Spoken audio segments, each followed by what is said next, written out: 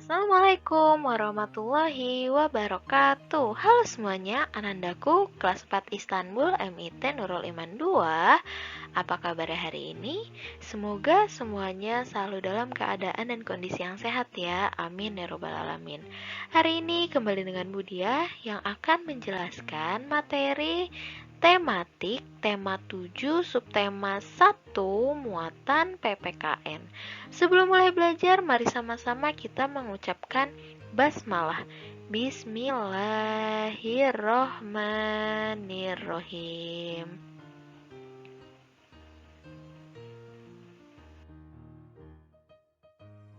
Mengidentifikasi faktor yang mempengaruhi keragaman di Indonesia. Keragaman yang ada di Indonesia dipengaruhi oleh agama, suku bangsa, dan bidang pekerjaan. Keragaman agama terjadi karena letak Indonesia yang cukup strategis. Dari segi suku bangsa, Indonesia merupakan negara kepulauan yang menyebabkan munculnya beragam suku di Indonesia.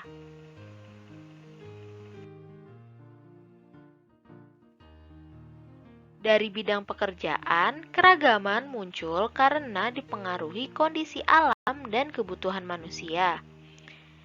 Sebagai contoh, masyarakat yang tinggal di dataran tinggi tentu memiliki aktivitas dan kebutuhan yang sedikit berbeda dengan masyarakat yang tinggal di pantai.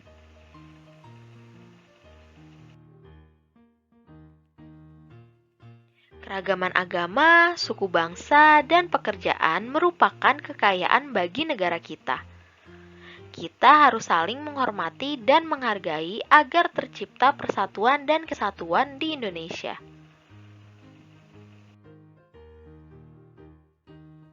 Sikap persatuan dan kesatuan dapat dilakukan dengan cara-cara berikut. Yang pertama, mau berteman tanpa membeda-bedakan agama dan suku bangsa. Yang kedua, menghormati teman yang sedang beribadah seperti tidak mengobrol di dekat teman yang sedang beribadah.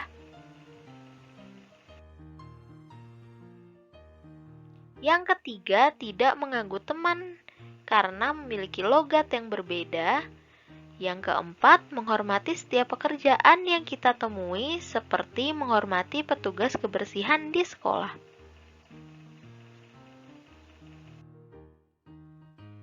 Berikut sikap menghargai keragaman suku yang ada di Indonesia.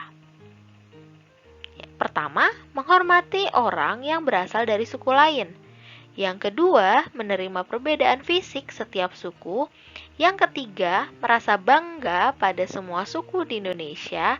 Yang keempat, berteman tanpa membedakan asal suku bangsa. Yang kelima, mendukung kegiatan masyarakat meskipun berbeda suku.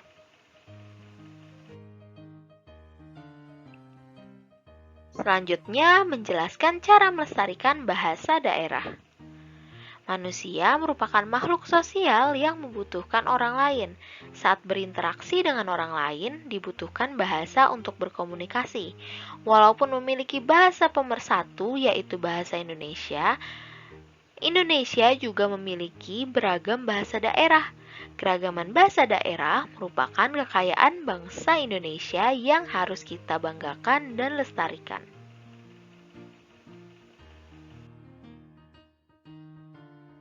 Berikut sikap yang dapat kamu lakukan sebagai siswa untuk melestarikan bahasa daerah.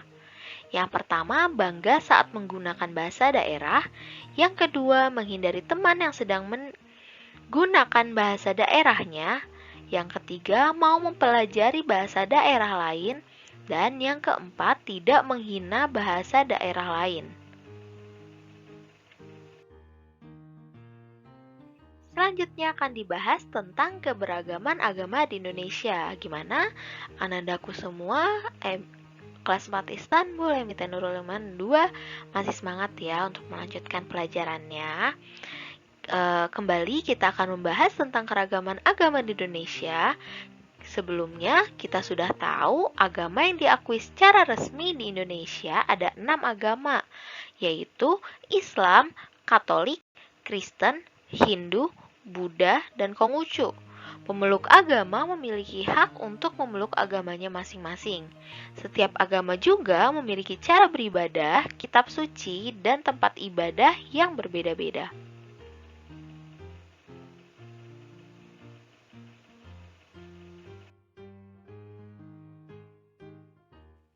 Sekarang, ayo kita mengenal keragaman agama yang ada di Indonesia.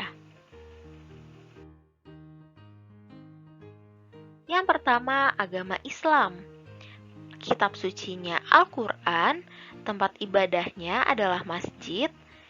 Perayaan hari besar keagamaannya ada Hari Raya Idul Fitri, Hari Raya Idul Adha, Maulid Nabi Muhammad SAW, dan peringatan Isra Mi'raj. Agama selanjutnya yaitu Kristen dan Katolik.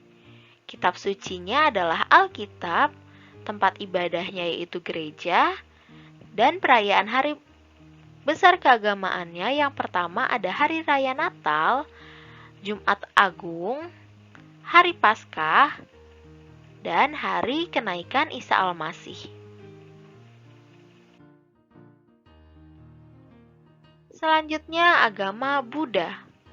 Kitab sucinya Tripitaka, tempat ibadahnya wihara, perayaan hari besar keagamaannya ada Hari Raya Waisak, Hari Raya Katina, dan memperingati lahirnya Siddhartha Gautama.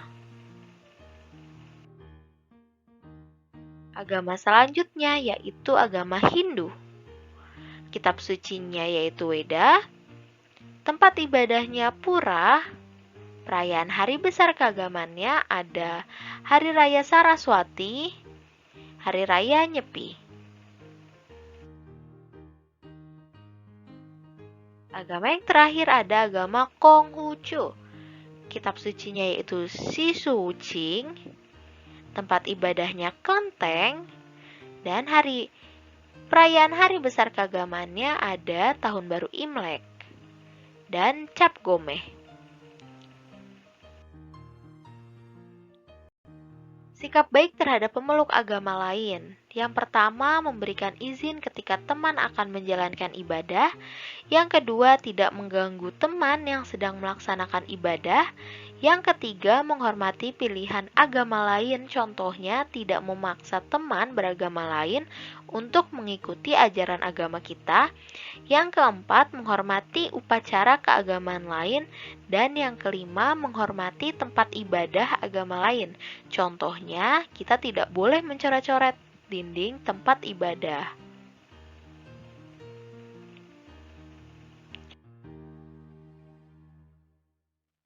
Oke, sekian pembelajaran kita pada hari ini. Kurang lebihnya mohon maaf. Jika ada yang ingin ditanyakan atau masih ada yang bingung, bisa langsung japri ke Budiah. Mari sama-sama kita tutup pembelajaran kita pada hari ini dengan mengucapkan hamdalah. Alhamdulillahirrabbilalamin. Wassalamualaikum warahmatullahi wabarakatuh.